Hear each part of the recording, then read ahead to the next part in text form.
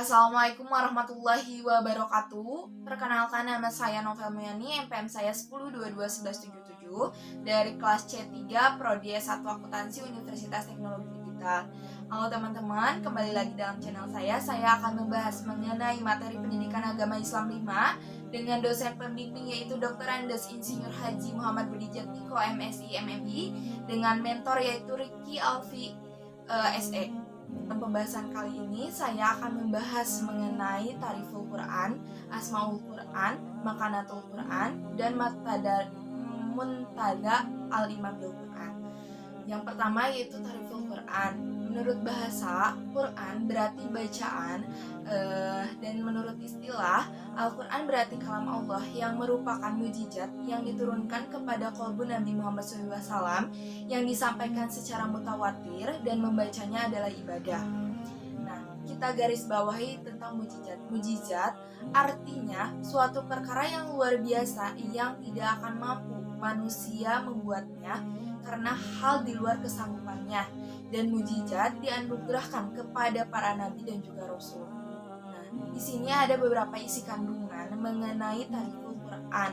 Dalam Quran surat Al-Baqarah ayat 23, Allah memberikan peringatan kepada orang-orang musyrik Mekah yang mendustakan Nabi Muhammad SAW tentang keraguan mereka terhadap Al-Quran. Dan juga dalam Quran surat Al-Hud ayat 14, ayat ini adalah bagian dari kisah Nabi Nuh alaihissalam yang menyampaikan risalah Allah kepada kaumnya. Ayat tersebut menegaskan bahwa mereka yang tidak beriman dapat melakukan apapun yang mereka kehendaki, tetapi akhirnya mereka akan menghadapi keputusan dan hukuman Allah yang pedih. Nah, dalam Tariful Quran ini terbagi menjadi dua, yaitu An-Maqulu bit-Tawaturi dan Ta'abadu bit-Tilawati.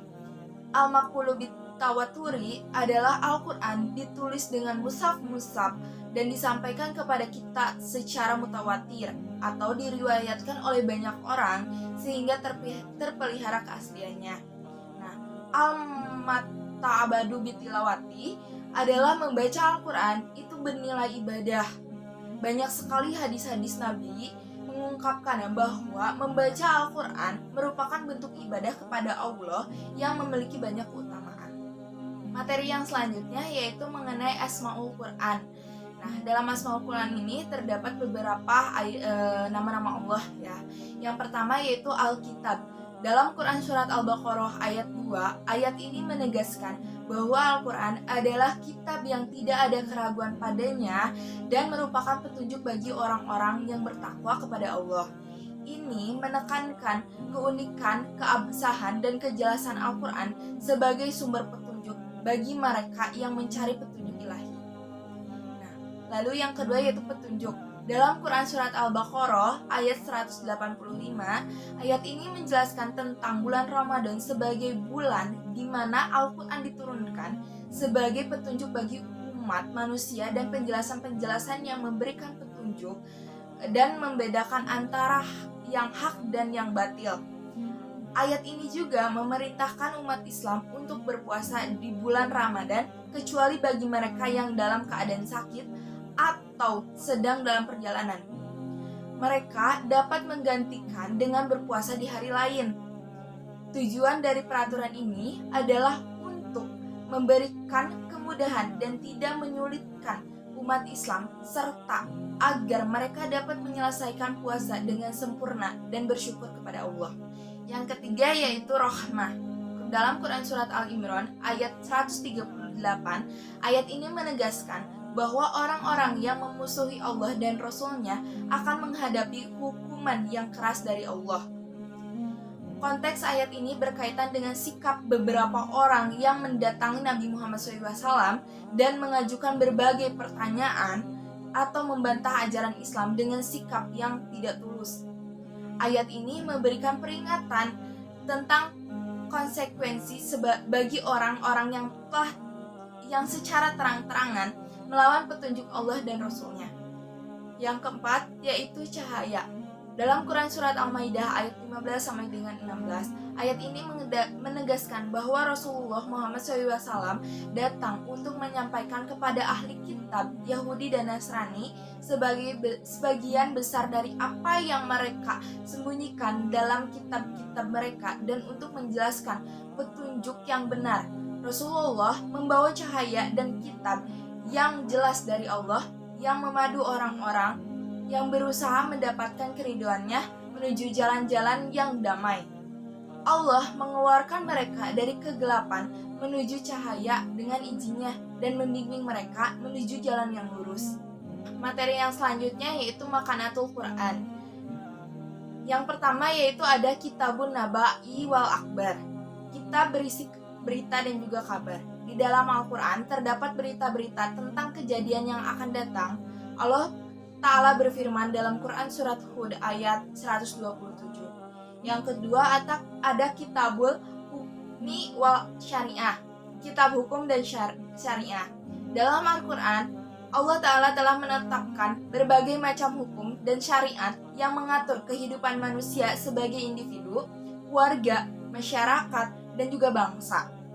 Dia memerintahkan kepada mereka agar berhukum kepadanya secara konsekuen. Terdapat dalam Quran Surat Al-Maidah ayat 49. Lalu ada Kitabul Jihad atau kitab jihad. Al-Quran berbicara tentang jihad banyak ayat dalam arti khusus, yakni kital dalam arti umum, yakni segala bentuk upaya dalam rangka meninggikan kalimat Allah Ta'ala. Terdapat dalam Quran Surat Al-Ankabut ayat 69. Nah, yang keempat yaitu Kitabul Tarbiyah atau kitab pendidikan. Allah Ta'ala berfirman dalam Quran Surat Al-Imran ayat 79 dengan isi kandungan dalam ayat ini merajuk kepada orang-orang yang mengaku memiliki pengetahuan yang pasti tentang agama atau berbicara dengan keyakinan tanpa landasan ilmiah yang kuat. Dalam konteks tertentu, ayat ini merajuk kepada orang-orang Nasrani yang mengaku bahwa mereka memiliki pengetahuan yang pasti tentang kebenaran agama mereka, sementara Al-Quran menyatakan bahwa keyakinan mereka didasarkan pada asumsi dan dugaan sementara. Nah, yang kelima adalah pedoman hidup. Allah telah memuat seluruh pedoman yang dibutuhkan manusia berupa akidah, ibadah, hukum, muamalah, akhlak, politik, ekonomi, dan permasalahan kehidupan lainnya.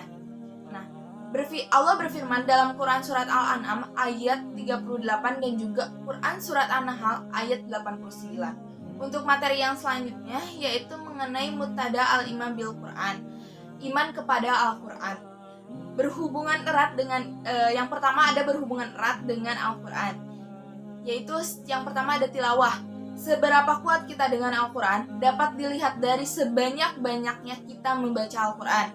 Dari hadis Abdullah bin Amr dapat disimpulkan bahwa petunjuk Rasulullah SAW dalam membaca Al-Quran, yang pertama ada minimal khatam 1 bulan sekali, dan yang kedua adalah maksimal 3 hari sekali khatam.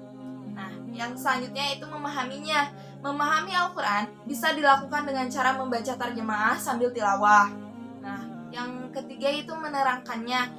Ibnu Mas'ud memberikan cara agar dapat menerangkan Al-Quran dengan 10 ayat demi 10 ayat, serta bisa dengan cara kholakoh atau melatih penerapannya. Nah, yang selanjutnya yaitu belajar dan mengajarkan serta membacanya. Ada beberapa metode yang dapat kita pelajari atau dapat kita ajarkan dalam membaca Al-Quran ini. Yang pertama ada metode Iqra, ada metode Umi, metode Qiraati, metode Tartil, metode Yanbu'a, lalu ada An-Nadilah dan Al-Barqi. Nah, cara mempelajari dan mengajarkan ayat Al-Quran, Allah berfirman dalam Quran Surat Allah SWT berfirman dalam Quran Surat Al-Isra ayat 9, yang artinya sesungguhnya Al-Quran ini memberikan petunjuk kepada jalan yang lebih lurus dan memberikan kabar gembira kepada orang-orang mukmin yang mengerjakan amal soleh bahwa bagi mereka adalah pahala yang besar. Lalu ada memahami, mentadaburi isinya dan melaksanakannya. Yang pertama ada menguatkan iman, mensucikan hati, haus dalam tangisan, meneladani akhlak Rasul, lalu solusi masalah dalam kehidupan. Yang selanjutnya itu menjaga dan memeliharanya. Sesungguhnya kamilah yang menurunkan Al-Quran, dan sesungguhnya kami yang benar-benar memeliharanya. Itu terdapat dalam Quran Surat Al-Hajj ayat 9. Allah menjamin terpeliharanya Al-Quran hingga kini dan hingga hari kiamat nanti, melalui para hafiz dan hafizah. Dari ingatan mereka lah ayat-ayat Allah terjaga kemurniannya. Nah, mungkin itu saja materi yang dapat saya sampaikan. Semoga bermanfaat. Wabillahi taufiq wal hidayah. Wassalamualaikum warahmatullahi wabarakatuh.